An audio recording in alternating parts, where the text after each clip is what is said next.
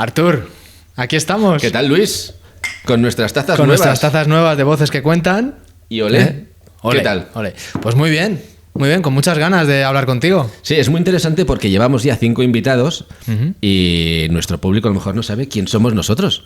Pues sí, Y es lo verdad. interesante sería que nos conociesen también a nosotros un poquito más, ¿no? Hombre, sería lo suyo, ¿no? Si no van a decir, ¿y estos dos que están aquí hablando con actores, actrices, tal? Claro, hoy hemos acondicionado un poquito el set. Parece que estemos jugando en Toy Story, pero no, es para ambientar un poquito lo que es el mundo del show, del doblaje y del cine, la televisión y todo esto. Exacto, Así que eso también es importante. Doblaje parece que a veces es solo poner voces, tal, al final es interpretar, ¿no? Es cine. Tal como nos han ido contando nuestros invitados. Pero bueno, nuestros invitados son nuestros invitados y nosotros hoy somos nuestros invitados. Eso Así es. que Luis Martí, ¿qué tal? ¿Cómo estás? Bienvenido al podcast Voces que Cuentan. ¿De dónde vienes? ¿A dónde vas? Tu trayectoria es completamente distinta quizá a lo que sea un artista como tal, ¿no? Convencional, Porque eso tu es. vocación se despertó más tarde. Antes, cuéntanos un poco. Muy buena pregunta, me ha gustado, compañero. Gracias. Muy buena. A ver, vocación. Tengo 2 vocaciones, ¿vale? De las que yo soy consciente. Una de ellas es el mundo de la psicología, de la mente, ¿no? Del desarrollo humano. Y al final, bueno, desarrollo personal más bien, que suena un poco raro. Y a ver, esa empecé a tenerla clara, pues bueno, pues en la adolescencia y tal. Y la otra siempre estuvo ahí latente, porque yo ya de pequeño ya hacía teatro, me gustaba mucho grabarme, disfrazarme y tal. Entonces han ido un poco en paralelo. Pero cuando he realmente dado el paso de decir, mira, quiero introducirme a nivel profesional en este mundo, pues a lo mejor fue hace 3 años y medio o 4. Pero es que es muy curioso porque, vale, tu vocación es desde pequeñito, ¿vale? Más o menos, pero de repente tú también has sido jugador de tenis, entrenador de tenis, preparas mentalmente también de forma psicológica o la fuerza mental para los jugadores, los que están entrenando, los que se quieren dedicar también, ¿no? En la élite del deporte. Entonces, ¿eso cómo encaja en todo este mundo de psicología, deporte, doblaje? A ver, no es exactamente así. Me encanta porque... No, a ver, no es exactamente así. O sea, la cosa es, yo de hecho he trabajado con actores, no puedo decir el nombre, ¿eh? O sea, que decir, a nivel de preparación mental yo he trabajado con actores. ¿Pero qué es la preparación mental? Cuéntanos un poco para saber Claro. en qué te basas. Claro, es un campo bastante amplio, ¿no? Pero se trata sobre todo de personas... A ver, no es terapia, lo que yo hago no es terapia, ¿vale? Porque yo, bueno, pues al final me he formado en psicología, me he formado en coaching, en neurociencia, entonces al final esto se trata de ayudar a la gente a definir objetivos. Primero tienes que identificar un poco, conocerte bien y saber hacia dónde quieres ir. Entonces es un poco eso, ¿no? Y entonces yo el deporte lo he utilizado como vehículo, porque a mí el deporte me gusta, pero no es mi vocación, por decirlo así. Sí. Mi vocación es acompañar a las personas en ese camino, ¿no? De autoconocimiento, de, bueno, pues eso, de ir quitándose capas, ¿no? Además de conocerte mejor, pues ir persiguiendo objetivos, ¿no? Y en ese camino hay que aprender a gestionar las emociones y, bueno, eso conlleva, pues eso, conocerse bien. ¿Y ¿sabes? eso cómo se adapta al doblaje? Eso se adapta porque, a ver, somos personas. Unos utilizan el vehículo del deporte, otros utilizan el vehículo de la interpretación y en este caso a mí el doblaje siempre me llamó la atención, como han dicho también algunos invitados, ¿no? Pero ya te digo, yo pues eso, imitaba mucho a los actores, hice algo de teatro también de pequeño. Yo interpreté al hijo pródigo en una obra y ya me empezó a picar el gusanillo. Pues mira, qué bien. Sí, y aquí sí. estás, ya estás estudiando doblaje en EDM. En EDM, llevo 3 años y la verdad es que muy bien. Es un camino también fascinante en el que yo también estoy descubriendo cosas de mí. Claro. Hombre, al fin y al cabo, todo lo que sea aprendizaje, al final te descubre a ti mismo tus capacidades, tus limitaciones y también lo que puedes forjar en tu vida, porque es que no solo es la interpretación, es simplemente también es una conducta, es una forma de personalidad. Y una forma de vida también. También, ¿no? también. Al final. Y también, es que se me ha olvidado, pero tengo el libro ahí, porque también es escritor y ha editado un libro. Por favor, Andrés, si eres tan amable, por favor. Muy amable, señor. Aquí lo tienes. Muchas gracias. También has escrito un libro. Eso es. Cuéntanos. Dentro, fuera. Dentro, fuera. Sí. Pues Luis sí. Martí. Es un libro sobre preparación mental para deportistas, ¿no? Pues la gestión de emociones, el trabajar la concentración, todo eso que también engarza muy bien con el tema de la interpretación, porque también tienes que saber, pues eso, técnicas de activación, de desactivación, ¿no? Tienes que saber también gestionar bien las emociones. Controlar emociones, ahí está. Eso es. Ahí te voy a hacer un matiz, porque las emociones no se pueden controlar.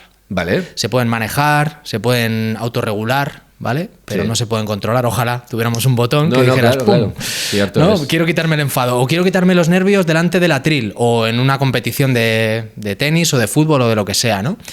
Entonces, bueno, sí, yo he utilizado sobre todo ese vehículo, pero a raíz de eso empezaba pues mucha gente a interesarse, ¿no? Gente de otros ámbitos. Entonces, de repente, pues eso, empezó a interesarse pues gente de la interpretación.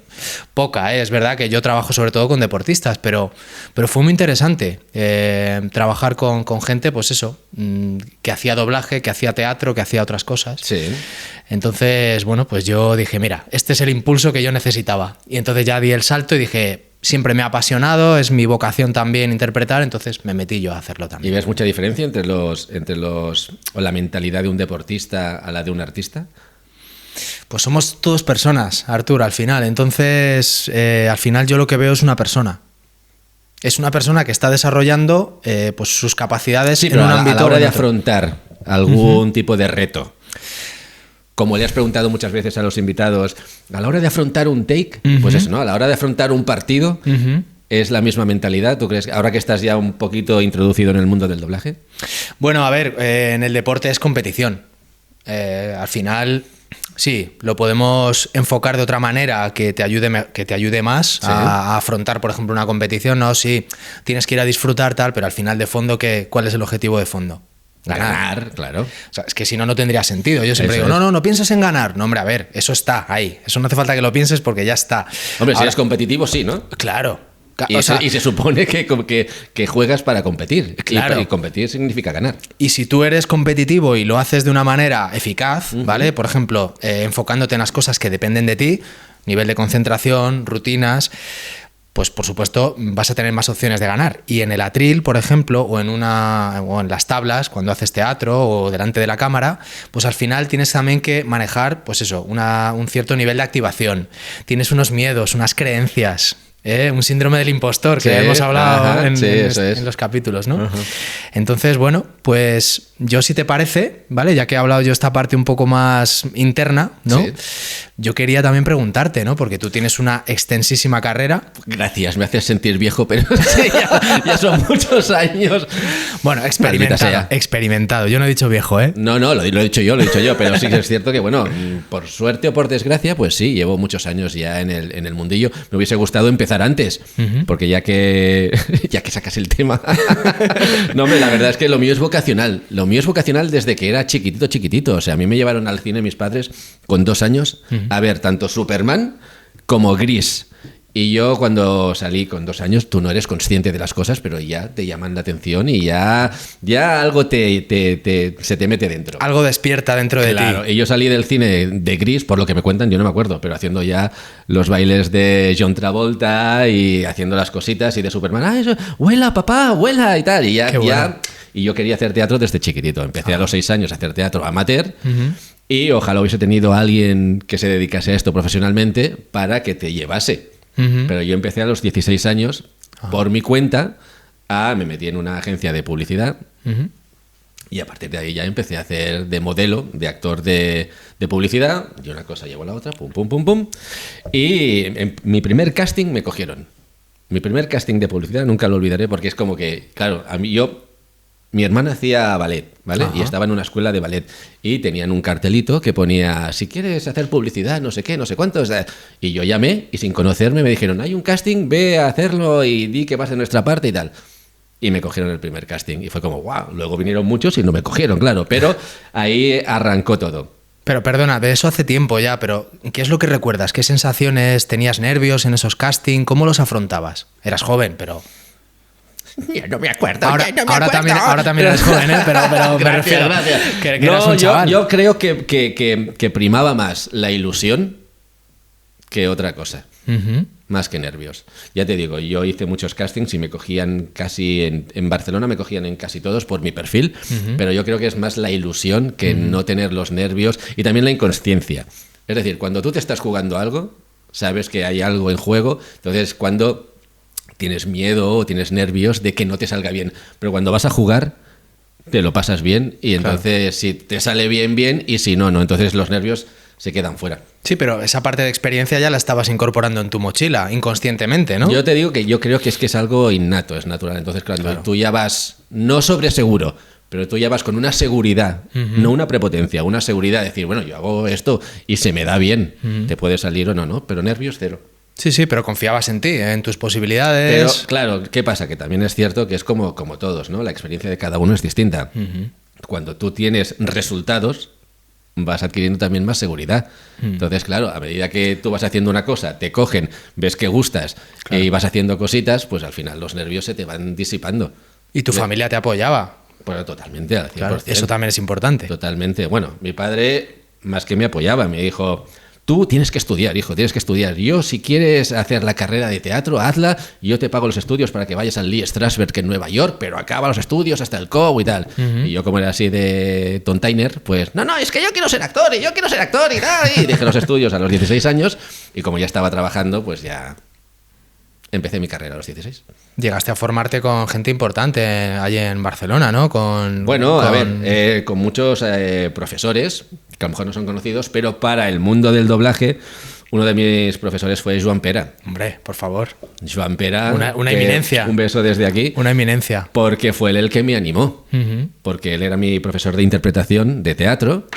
Y me dijo, tú tienes muy buena voz para hacer doblaje y deberías ir a los estudios y tal y cual. Y entonces cuando... ¿Pero eso te lo dijo él o Woody Allen? Él me dijo Woody Allen, Joan / Woody, ¿no? Y fue encantador y fue él el que me dio la mano para ir a los estudios, ir de oyente, escuchar y ver a los mejores trabajando. Tuviste un buen mentor entonces en esa fase de tu vida, ¿no? Yo diría que sí. Yo diría que sí. Y luego ya empiezas ahí a bregarte un poco y a ver cómo trabajaban los profesionales en Barcelona en la época... Bueno, para mí fue la época dorada esa, ¿no? En los 80. No, hombre, no. No, perdóname, yo los empecé 70. en el 2000. Yo empecé en el 2000, sí, pero sí, realmente, a ver, los 70, 80, 90 fueron mágicos. Sí. Pero porque también el cine era mágico en aquella época. Entonces los actores tuvieron la suerte de doblar a artistazos. Pero sí, hombre, la gente del doblaje era estupenda allí. Y verlos trabajar cuando estás aprendiendo es una cosa que se ha perdido, que ya hemos hablado con otros invitados, ¿no? El hecho de poder ir a hacer de oyente. Pero bueno, así es como se empezaba antes y así es como me dieron la mano. Y fue una pasada. No, yo desde luego, a ver, yo no he hecho sala como tú, tampoco empecé en esa época, pero yo es que es verdad que cuando he tenido la oportunidad de, bueno, pues de ver a profesionales, ¿no? Pues trabajando y digo, ostras, como que aunque sea las neuronas espejo están captando ahí un montón de información y algo... Como que algo va calando. Pero yo os digo una cosa también, a todos los que estáis estudiando doblaje ahora mismo, que una cosa es ver y escuchar, que ayuda mucho, y la otra es ponerte en el atril. Porque yo la primera prueba que me hizo Joan, precisamente, que fue con los Simpson en catalán, claro, yo ya había hecho sala y había hecho publicidad, doblándome a mí mismo y tal, pero ahí sí que me puse nervioso. Porque claro, los on, los off, que on significa que el personaje está en pantalla y el off significa que el personaje no está, ahí te pierdes. Por los nervios, porque nunca has hecho doblaje y es como... y que quieres quedar bien también, pero... Claro. ¿Puedes explicar? A ver, entendemos que la audiencia sabe un poco de doblaje y tal, pero ¿podrías explicar un poco brevemente ese proceso cuando tú entras y vas a hacer un take? O sea, brevemente, ¿cómo se prepara uno para hacer un take? Bueno, básicamente supongo que es lo que le digo a todo el mundo, ¿no? Tienes que tener una preparación como mínimo de interpretación, porque tú ya has leído unos textos, ya has experimentado lo que es trabajar con otros compañeros y poder dramatizar un texto, entender lo que estás leyendo y lo que significa ese texto. Una vez a partir de ahí, tú ves el take, ves al personaje que te ha tocado, te lo explica el director, qué es, de dónde viene, a dónde va el personaje, y tú analizas el take y entiendes de qué va. Entonces empiezas a ensayar. ¿Cómo se afronta? O cómo, pues así, teniendo la experiencia, decir, vale, entiendo lo que me está explicando el personaje, entiendo lo que está diciendo, cómo lo está diciendo, y lo y lo adaptas al castellano. Y esto es una cosa importante también, ¿no? ¿En qué te fijas tú en el actor? ¿Qué miras? ¿Su lenguaje corporal? ¿Hay gente que mira los ojos? Todo. O sea, haces como una radiografía entera, ¿no? Todo, porque todo te ayuda. El tono también, ¿no? Claro, importante es cómo lo dice, pero sobre todo cómo se expresa, tanto corporalmente como facialmente. A mí hubo un compañero que se llama Frank Gálvez, cuando estábamos contratados los dos en I1, que me decía, tío, te tendrías que ver desde fuera.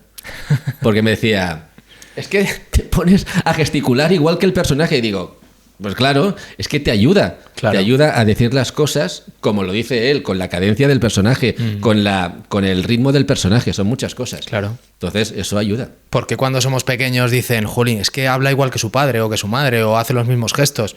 Porque las neuronas, otra vez, neuronas espejo, ¿no? Por aprendizaje vicario se llama, ¿no? Pues vamos absorbiendo inconscientemente, ¿no? Entonces, si tú haces eso, te vas mimetizando también con el actor y pues entras en su intensidad. Pues eso es. Y es una cosa que tú, como profe, que también tienes esa faceta, si quieres ahí comentar un poco, eres actor, director de doblaje, también profesor, o sea que has hecho todo. Ya he cerrado el círculo prácticamente. Has cerrado el círculo.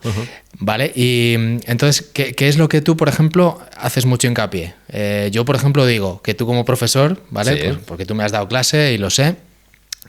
Por ejemplo, hablas de eso que has dicho, ¿no? De dónde viene el personaje, ¿no? Y hacia dónde va. Que eso es súper importante. Claro, tú no puedes quedarte en el take, pues si el take, por ejemplo, dice buenas tardes, tal, y está enfadado, tú no sabes por qué está enfadado. Exacto, tú tienes que saber que a lo mejor hay algunas circunstancias que le han pasado al personaje y lo está diciendo con una connotación. Si tú no sabes por qué lo está diciendo con esa connotación, no vas a decir un tono o vas a creer que lo estás diciendo con una intención, pero a lo mejor el personaje va con otras intenciones. Y eso es muy importante. Y mucha gente le pasa eso, ¿no? Que se ponen a leer, pero no entienden por qué lo está diciendo. Claro, la línea de pensamiento viene de atrás. Entonces, eso también es parte del trabajo del director o del profesor para que vosotros también vayáis absorbiendo todo eso. Si el profesor nos dice, porque normalmente vosotros cuando hacéis clase, el take ya está, o sea, la serie o la película ya está empezada. Entonces no estás cogiendo el personaje de cero. Te tiene que poner un poco en situación, en contexto, porque si no es complicado. Entonces, claro, vais a repetir tonos. Entonces no. Eso es para mí es lo importante. Hola chicos, espero que os esté gustando nuestro podcast. Recordad suscribiros a Voces que Cuentan en nuestras redes sociales Instagram, YouTube y TikTok. Pues seguimos aquí con el señor Luis Martí, que es el mentalista, pero bueno, que está preparado psicológicamente. Perdón, no, a mí me gusta decir, bueno, entrenador mental o preparador mental. Me encanta lo de entrenador mental. Vale, entonces, esa es tu faceta y ahora estás hace 3 años dedicándote al doblaje. ¿Cuáles son tus referentes? ¿Cuáles son tus actores, no vamos a decir preferidos, ¿no? Pero con los que tú ves su doblaje y dices, wow, ¿cómo me gustaría llegar a ese nivel? O ¿cómo me gustaría hacerlo igual que esa persona? Que me encanta. O los doblajes que has, a lo largo de tu vida, claro, pues te han inspirado para decir, ahora sí que quiero hacer doblaje. Pues es una pregunta muy interesante. Gracias, Luis. Es muy interesante. Sí, me gusta porque no sé si me lo había planteado yo mismo así alguna vez. ¿En serio? No, hombre, sí. A ver, tú tendrás los referentes, siempre, claro. Sí, referentes siempre hay. A mí, a ver, siempre me han llamado mucho la atención, aunque no es mi caso, pero las voces potentes, las voces así graves y tal. Sí. Y bueno, no quiero dejarme a nadie porque hay muchos, ¿no? Pero aquí en Madrid, por ejemplo, me gusta mucho Luis Bajo. Es que, a ver, voy a ver un pequeño inciso.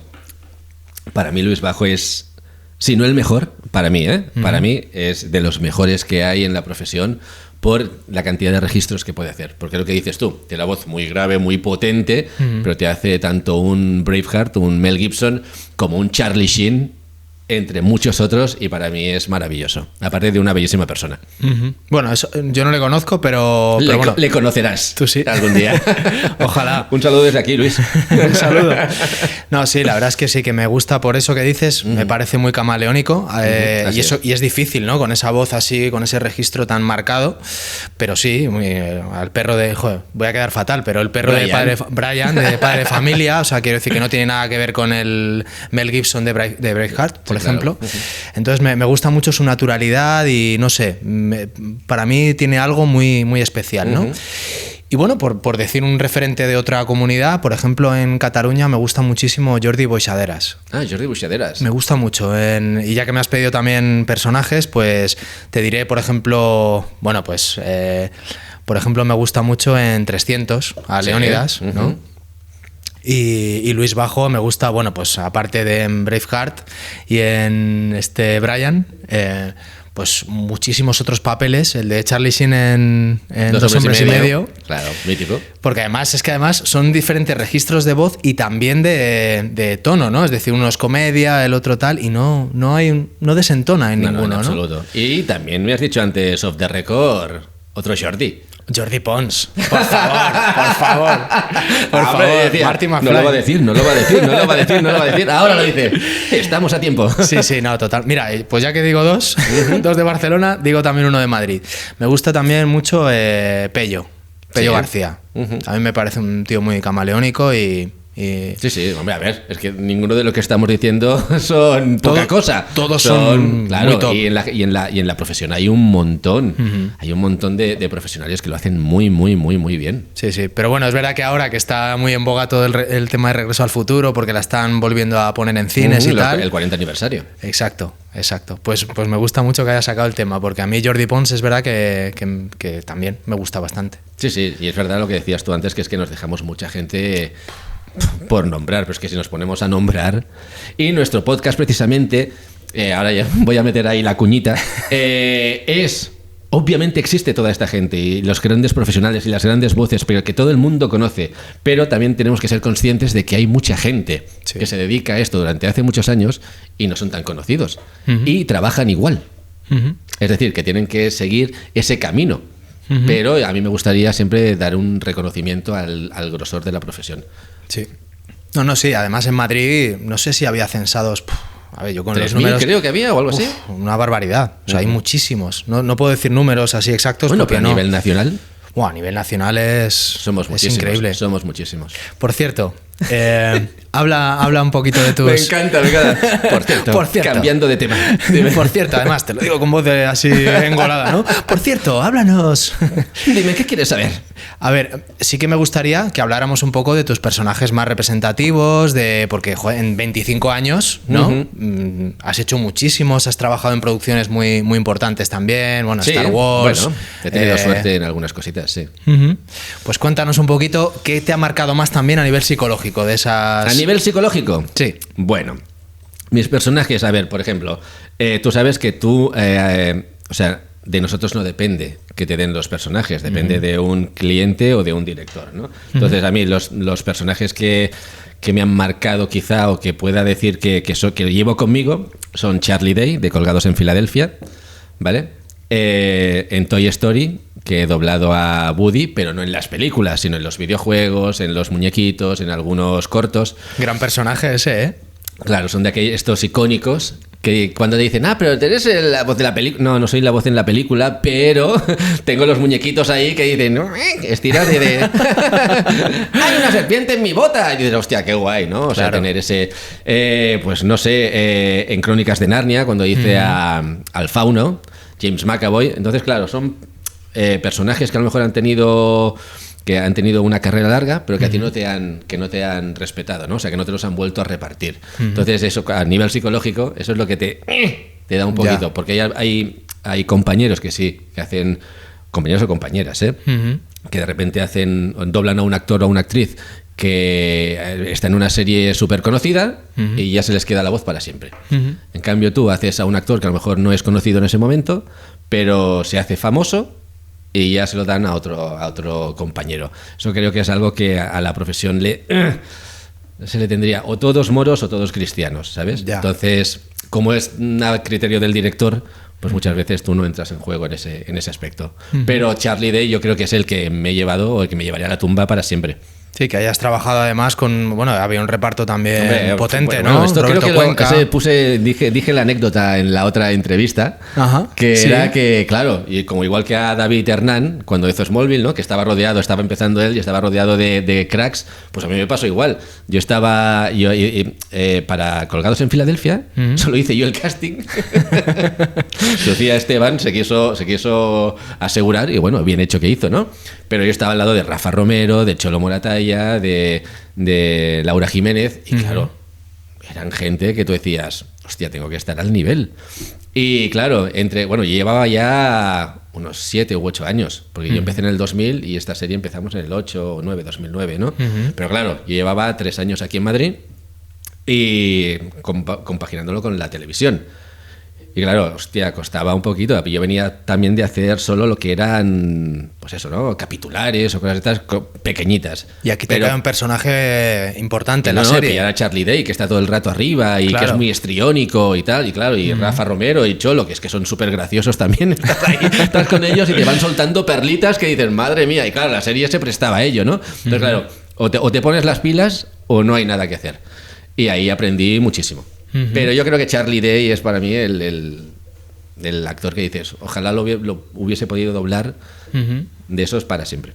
Oye, y la paciencia... bueno, perdona, y Star Wars habías dicho. Star Wars, claro, gracias Lorenzo Beteta también por contar conmigo por eso, hice la prueba y me cogieron para doblar a este hombre, a Gleason. Domhnall, nunca sé cómo se llama. Domhnall Gleason, creo que es el que se llama. Domhnall Gleason. Y que además el nombre se las trae también. Por eso, Domhnall Gleason. Pero también, claro, yo también... era mi sueño hacer una saga de estas, ¿no? Hombre, encima a ti te gusta bastante. Exacto, entonces, bueno, pues tuve la suerte de estar ahí. Lo que pasa es que claro, también lo tratan como un pelele al personaje y dicen, pues bueno, pues nada, venga, hasta luego. Pero muy bien, claro. Sí. Bueno, tipo de cositas. No hay papeles y ahora, ¿no? Estamos con Smiling Friends. Smiling Friends. Que Pim me encanta y parece ser que a la gente también. Así que la diriges también, o sea, quiero decir que eso es un curro extra también y que a lo mejor hay gente que no lo sabe. Tú tienes que ajustar los diálogos, ¿no? Tienes que dirigir, todo lo que conlleva ser el director de la serie. Y luego además participar como actor, o sea, que lo haces todo en la serie, ¿no? Que un poco más y te metes también en la cabina del técnico. Y a dibujarlo también ya. Con permiso de Miguel, por supuesto. Miguel, ¿qué tal? ¿Todo bien? Muy bien. A tope, genial. Muy bien. Pues sí. Oye, perdona, una cosa que no quiero que se me quede en el tintero. En ese camino, ¿vale? Porque esto siempre se dice que es una carrera de fondo y es verdad, ¿no? En la interpretación en general, bueno, en todo, pero en el doblaje también, ¿no? Eso es. A nivel psicológico, la paciencia, la resiliencia, el estar adaptándote, trabajas con unos compañeros, porque tú has trabajado con mucha gente también en sala. Claro. Que ahora no. Ahora es en banda. Bueno, como ya sabéis, ahora se hace todo en banda. Claro. Te has tenido que adaptar, por ejemplo, a ese cambio, ¿no? De trabajar con más gente a estar tú solo, por ejemplo. Y bueno, en fin, cuéntanos un poco. El guión en papel y luego pasarlo a tableta. Exacto. Y todas estas cosas. Sí. Exacto. Dime. Cuéntanos un poco. A ver, ¿cuáles son las claves para tener esa paciencia de decir, bueno, aquí hay que ir poco a poco, pico y pala, tal, adaptarte a los cambios? ¿Eso cómo? ¿En cuanto a la profesión te refieres? Sí, dentro de la profesión del doblaje. Pues básicamente yo creo que el secreto de esta profesión es no estorbar mucho. No ser competencia de nadie. Es decir, tú hacer tu trabajo lo mejor posible, que no molestes a nadie, que no seas competencia de nadie en cuanto a rivalidades, es decir, tú, porque como vosotros sabréis o como tú sabrás, obviamente para un personaje o para un actor lo puede hacer mucha gente. Que estén al nivel, me refiero, ¿vale? Que estén preparados, que tengan experiencia, pero ya no depende de tus factores. Entonces, esa fuerza mental que tú dices, tienes que tenerla para tener una constancia. Y que si a ti, pues mira mi ejemplo, ¿no? De que no te respetan a un actor y tú lo has doblado en varias cosas, pero luego ya no te lo dan, ¿no? Entonces tienes que tener esa fuerza de decir, hostia, no me la han dado, pero bueno, ya vendrán otras cosas, ¿no? O decir, bueno, pues ya yo sé que hago bien mi trabajo, pero no le puedes gustar a todo el mundo. O sea que tienes que confiar tú en tus capacidades, ¿no? Claro, centrarte ser más realista en ti. sobre todo, ser realista, ser porque realista. a lo mejor hay gente que se cree que lo hace bien, es que no me gusta lo de bien o mal, porque eso va a criterios. Y es relativo, claro. Entonces, saber que tú das un resultado o que tienes un nivel de profesional para poder trabajar y no desentonar con otros. Entonces, ya como no depende de ti, simplemente es dejar que las cosas fluyan y simplemente dejarte llevar. Claro, así es. Bueno, y lo de la NTV, ¿has sido también presentador de la NTV? Bueno, lo que te contaba antes, pues básicamente yo es que empecé haciendo televisión y yo hacía televisión en Barcelona, se acabó el programa de televisión y me llamaron para hacer el casting en MTV aquí en Madrid a nivel nacional. Y del casting me cogieron y aquí me quedé. Y aquí empezaste tu carrera, o sea, continuaste tu carrera de doblaje. Aquí compaginaba el doblaje con la tele. ¿Y qué cambios así más importantes ves tú, por ejemplo, entre el doblaje de Barcelona, a nivel de sala, a nivel profesional, de cómo se trabaja y tal, con el de Madrid? Bueno, ha cambiado mucho las cosas, como acabas tú de apuntar, ¿no? Sí, o sea, también ha evolucionado mucho el trabajo. Pero sí que es cierto que yo aquí noté que había, a lo mejor, mi percepción, cuidado, que no es una crítica, por favor, que nadie se enfade, pero yo vi que había como más colegueo con los directores, ¿sabes? Que había como más compañerismo, amiguismo, de hola, ¿qué tal? ¿Cómo estás? Qué buen rollo, tal y cual. Y en cambio, en Barcelona era todo un poquito más serio. Al director se tenía que tratar con mucha educación, con mucho respeto, y aquí era como todos más amiguitos, ¿sabes? O sea, que hay más distancia allí o cuando tú llegaste... Al menos en sala, Ajá. ¿vale? En sala era como... La figura del director es... Bueno, también piensa que yo allí empezaba y para mí era como, tengo que comportarme bien y tal, ¿no? Pero me chocó eso. Aquí en Madrid era como todos, como... También supongo se conocían más entre ellos y yo era el nuevo, digamos. Veía que había más, pues como más amistades, ¿no? Y la barrera director-compañero, pues no era tanto. O sea, se trataban más desenfadadamente, si quieres decirlo. Ajá. Y eso...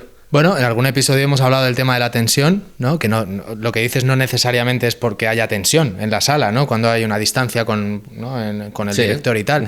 Pero sí que es verdad que a veces esas circunstancias pueden afectar al trabajo actoral, ¿no? Es decir, por ejemplo, que haya pues eso, más cercanía, que haya buen rollo, claro, que tal, pues a lo mejor puede ayudar, ¿no? Aunque bueno, luego cada director tiene su estilo. Claro, hay otros que son más estrictos, ¿no? Dicen, no, claro, si yo presiono al actor, me va a sacar un mejor trabajo. Eso también es relativo. Yo como director, yo creo que eso no funciona. ¿Cuál es tu estilo como director? Pues yo creo que, a ver, partiendo de la base de hacer un buen reparto, es decir, que tú creas que ese actor o esa actriz le va bien al compañero, luego tener relajado al compañero en el atril. Que esté distendido, que esté a gusto, que esté cómodo, que lleves un buen ajuste para que no se tenga que estar peleando con el guión. Importante eso, ¿eh? Claro, sino nuestro amigo, no voy a decir nombres, pero el mejor halago que he tenido es que me digan, oye, qué guay trabajar contigo porque solo me tengo que preocupar de la interpretación. Que no es poco, ¿no? No, pero quiero decir que eso es un halago, ¿vale? Sí, Entonces, sí. lo importante es eso, es que el actor o la actriz esté a gusto y que tú le puedas ayudar y no ponerlo tenso o nervioso.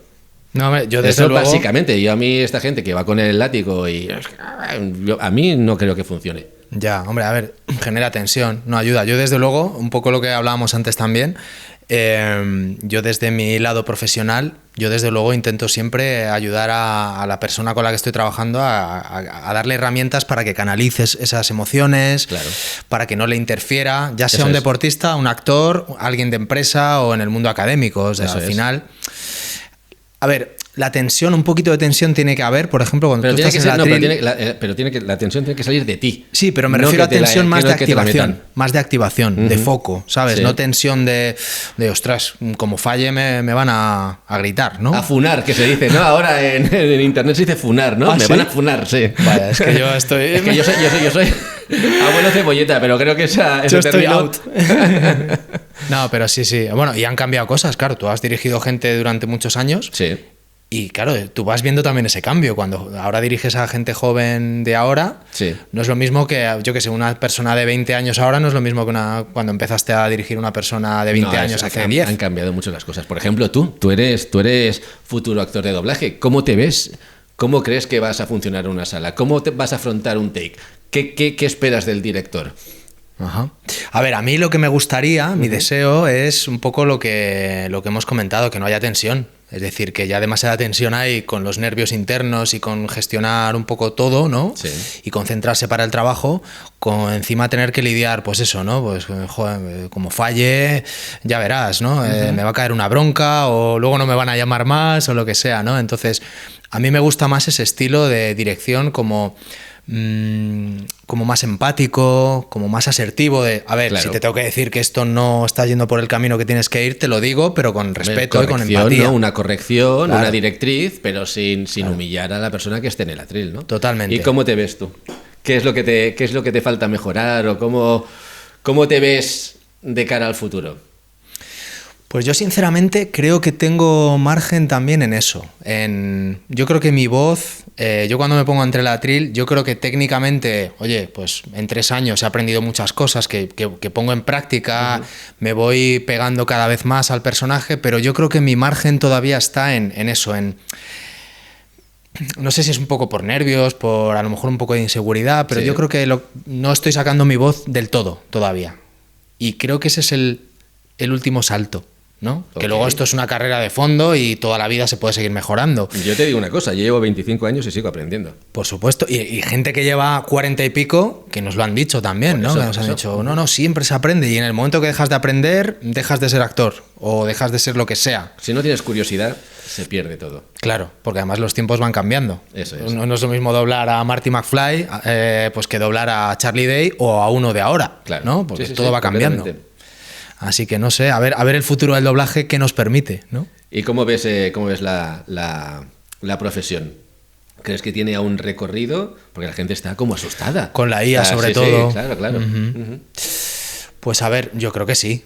Yo creo que la IA por supuesto está avanzando mucho, está haciendo ya muchas cosas muy guays, pero yo creo que todavía queda mucho para que llegue a doblar. Esperemos que sí. Eso, yo no sé si es mi Esperemos que esperanza. sí. No tenemos una bola de cristal que nos lo diga, pero yo creo que sí, que hombre, recorrido tiene aún. Claro, y luego hemos hablado también de que hay otras facetas de la interpretación. Mira, de hecho, tú y yo hemos compartido también, aparte de este proyecto, compartimos también el de Eso Mundo es, Interior. Mundo Interior. Que nos hemos subido ahí al escenario y hemos hecho también esta obra infantil Eso es. que mola mucho, por Y cierto. de todo eso ha salido esto, Ujú. este podcast. Así que ya para ir finalizando, tú eres Luis, yo soy Artur, encantado. Encantado. ¿Qué le decimos a la gente para que vea nuestro podcast? Los siguientes invitados que vayan a venir. Pues a ver, Invítales. Te invito a que invites al público. pues estáis invitadísimos, por supuesto. Honestidad, cosas sobre psicología muy interesantes y por supuesto sobre doblaje e interpretación, que también si os gusta, este es vuestro sitio. Y buen rollo sobre todo. Y buen rollo. Pues muchísimas gracias, Luis. Buenas. Ah, bueno. Mucho gusto, gracias por todo. Eso es. Y nos vemos en el siguiente capítulo. Muchísimas gracias. Un Hasta la placer. próxima. Chao. Pues no ha quedado mal.